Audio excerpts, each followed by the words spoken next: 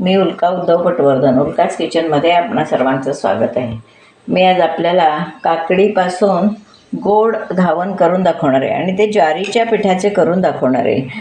असे नाश्त्याला आपल्याला छानपैकी घावन याचे तयार होतील. त्याच्यासाठी प्रथम मी काकडी सोलून किसून घेते आणि मग तुम्हाला पुढची कृती दाखवते. अशी ती सोलून घेते चांगली आणि बारीक किसणीवर किसणार आहे, म्हणजे नाहीतर मग ते घावनावर आपल्या किस बाहेर दिसत राहतो, म्हणून आपण बारीक किसणीनं किसायचं. छान एकजीव होतो, मिळून येतो.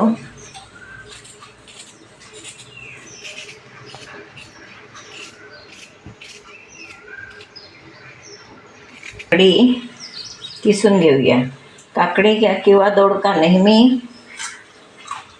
चाखून बघायचा कडू आहे का, कारण बऱ्याच वेळा काकडी दोडका कडू असू शकतो, त्याच्यामुळे तो आपण बघायचा कडू आहे का.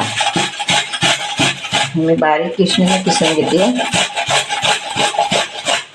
एकदम सोपे आणि पौष्टिक असे घावन येते. ज्वारीचं पीठ घालतोय, काकडी, त्याच्यामुळे थंड असा प्रकार आहे हा.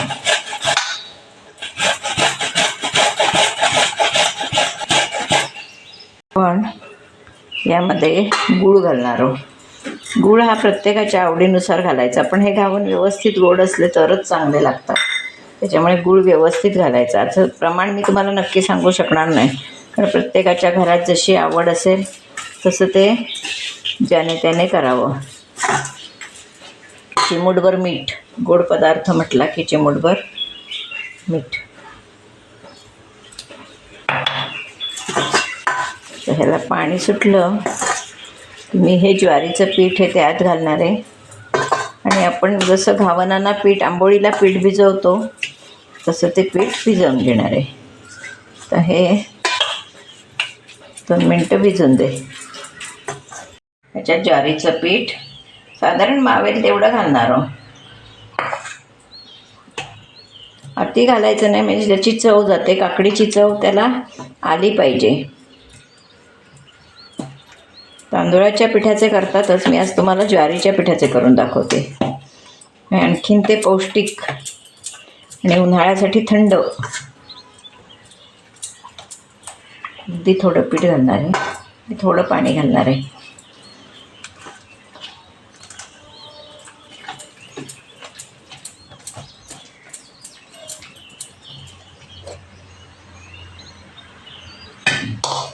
आता हे मी पीठ सारखं करून घेते व्यवस्थित. चिमूट हळद घातली आहे. हळद घालायला विसरले होते. 1 चिमूट हळद घातली. कलरही छान येतो आणि गुळाचा आणि हळदीचं, गूळ, हळद आणि काकडी छान कॉम्बिनेशन होतं, त्याच्यामुळे मी अगदी चिमूटभर हळद टाकली. हवं असेल तेवढं पीठ सरसरीत करून घ्यायचं. ह्याला गोदड घावणे म्हणतात. मुळात थोडे ते जाड करतात, त्याच्यामुळे त्याला गोदड घावन म्हणतात. आता आपलं पीठ तयार आहे. आता आपण घावन घालू शकतो. तवा तापलेला आहे. तेल लावून घेऊया. पहिल्या याला व्यवस्थित जरा तेल लावायचं, कारण सगळं सेट व्हायला, किंवा गुळाचं असतं मग उपटायला वेळ लागतो, त्याच्यामुळे पहिल्या याला तेल व्यवस्थित लावायचं आणि चालायचं पहिलं घावन नेहमी घालताना.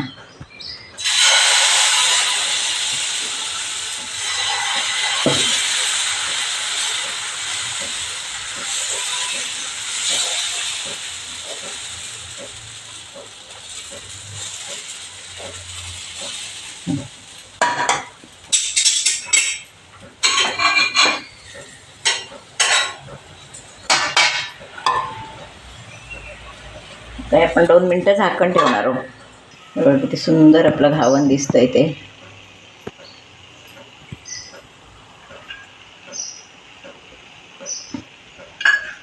ते परतून घ्यायचं. थोडं गुळाचं असल्यामुळे उठते. किती सुंदर दिसतंय बघा. जितकंच हे सुंदर दिसतंय तितकंच चवीलाही छान लागतं आणि पोटभरीचा नाश्ता होतो. काकडी गूळ सगळंच तब्येतीला चांगलं आहे. ज्वारीचं पीठ आहे आणि तेलही घावन घातलं की तेलही कमी लागतं. याचे जर आपण घारगे करायचे म्हटले तर आपल्या पोटात तेल भरपूर जातं, म्हणून हा पर्याय त्याला उत्तम आहे. दोन्ही बाजूनं किती सुंदर असं आपलं घावन झालेलं आहे. जाळीही त्याला पडते आहे. आपण आता चाळणीवर ठेवायचं. लगेच खायचं असेल तर ताटात घ्यायचं. तर आपण दुसरं घालूया. त्यात आपण करून घेऊया.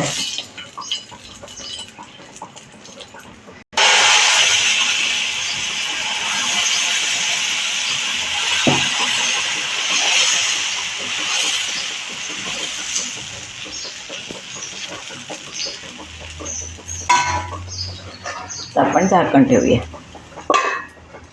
बघा किती सुंदर दिसतंय ते.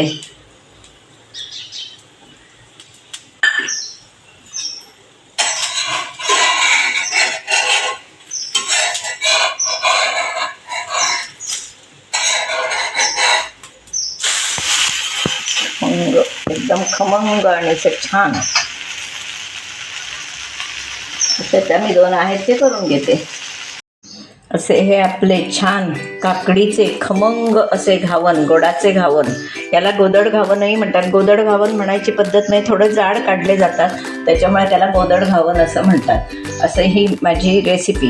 मग अगदी नाश्त्याला पोटभर होणारी आहे. नेहमी आपण तांदूळाच्या पिठाचे करतो, पण सध्या उन्हाळा आहे, ज्वारी आपल्याला पचनालाही चांगली असते, म्हणून मी हे ज्वारीचे केलेले आहेत. तुम्हीही नक्की करून बघा. पहिल्यापासून शेवटपर्यंत रेसिपी बघा, म्हणजे मी काही सूचना ज्या दिलेल्या आहेत त्या तुम्हाला कळतील. आणि माझा व्हिडिओ जर तुम्हाला आवडला तर लाईक करा, शेअर करा, सबस्क्राईब करा, बेल आयकॉन बटन दाबायला विसरू नका. धन्यवाद.